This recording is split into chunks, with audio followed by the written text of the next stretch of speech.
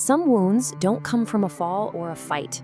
They come from words, and not always the loud, dramatic words, but the quiet ones. The ones that kind of settle into our minds when we're kids and just stay there. Today, we're going to gently look at 10 of those phrases. If you've ever wondered why you doubt yourself or why you never quite feel like you're enough, well, this might hold a few answers for you. Just imagine you're 7 years old for a second. You just finished a drawing, maybe you got a good grade, and you run to show someone you love. Your heart is just bursting with pride. And then you hear that. Why can't you be more like them? In that one moment, something inside you just cracks. Not loudly, but very, very quietly.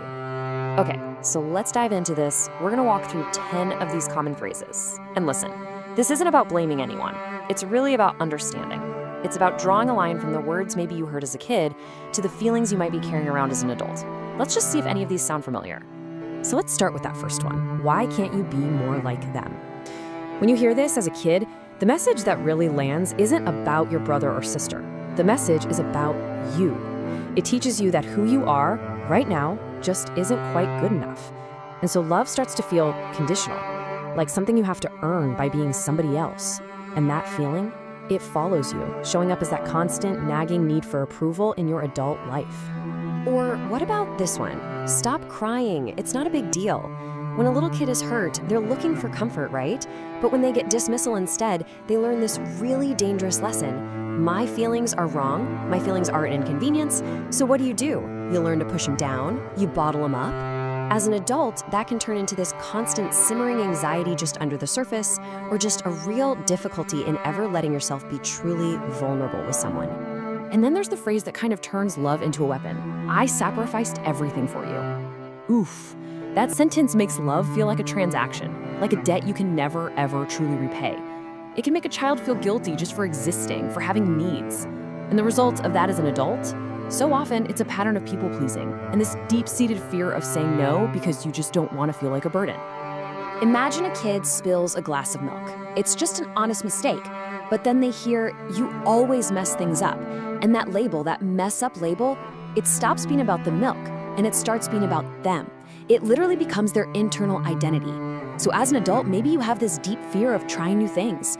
Or maybe you're a perfectionist because you're absolutely terrified of making that one tiny mistake that will prove that label was right about you all along. Because I said so. It's a classic, right? But what does it actually teach a kid? It teaches them that their curiosity isn't welcome. Their natural desire to understand the why of the world is a problem. It just shuts down their critical thinking. As an adult, this might show up as a fear of questioning authority. Or on the other side of the coin, a constant need to rebel against it. Or maybe it's just a total paralysis when it's time to make your own big decisions. Or how about a phrase that teaches us our voice just doesn't matter? Don't talk back. You know, what seems like a simple command is actually teaching a child to suppress their own perspective, to not defend themselves. And here's the crucial thing, this can lead directly to an adult who really struggles to set boundaries, someone who might tolerate disrespect because they learned really early on that their voice should just be silent. This one is so subtle, but it's so damaging. You're too sensitive. This tells a child that their emotional reaction to the world is fundamentally incorrect. It makes them doubt what they feel in their own heart. It's a form of gaslighting, really. And it can lead to an adulthood that's just filled with confusion and this profound distrust of your own feelings, your own intuition.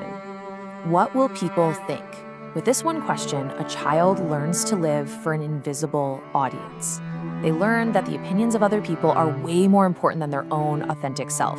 Their internal compass for self-worth gets totally replaced by this desperate need for external validation. This is exactly how deep anxieties about image and a fear of failure can start to take root.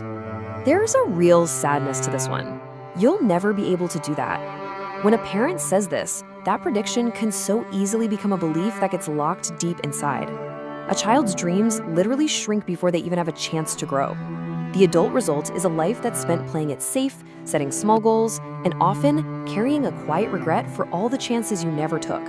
And finally, a message that uses no words at all: the silent treatment. For a child who depends on their caregiver for literally everything, being ignored is a profound form of emotional neglect. It's terrifying. It activates this deep, primal fear of being abandoned. And so as an adult, you might grow up afraid people will leave, which can lead to all sorts of attachment issues and this constant search for reassurance. Hearing all this might be bringing up a lot of feelings, maybe some pain, maybe some anger, but now let's shift our perspective for just a moment. Let's move from the what to the why, because understanding where the pain actually comes from, that's the first real step toward healing it. So the question is, why? Why would a parent who in their heart loves their child say things that cause so much harm? And here is the really heartbreaking truth. Most parents who say these things don't actually mean to hurt their kids. They're not being malicious. They're often just repeating the words and the patterns that were passed down to them. They were just using the only emotional tools they were ever given. There's a concept for this. It's called generational pain. It's trauma, it's patterns of communicating that are passed down like a family inheritance from one generation to the next. This pain just travels through families in silence until someone, somewhere along the line, becomes aware enough to stop it. And maybe that someone is you. Because here's the beautiful truth in all of this. Awareness. That's where the healing begins. If any of this sounded familiar to you, there is absolutely nothing wrong with you. Your story isn't over. In fact, this is the exact place where you get to start writing a brand new chapter. I really want you to hear this. The ways you learned to cope as a child, whether it was being a people pleaser or hiding your feelings or always playing it safe, those were survival skills. They helped you get through. But you are not that child anymore. You have a strength now, an agency that you just didn't have back then. You have the power to change these patterns. You really do. You can learn the language of emotions to finally name what you feel. You can build healthy boundaries to protect your own peace.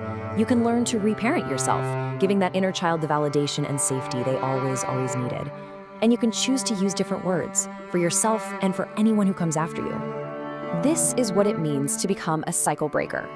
It means finding a new voice, not the old echo of the past, but your own. A voice that speaks with compassion and understanding and real strength.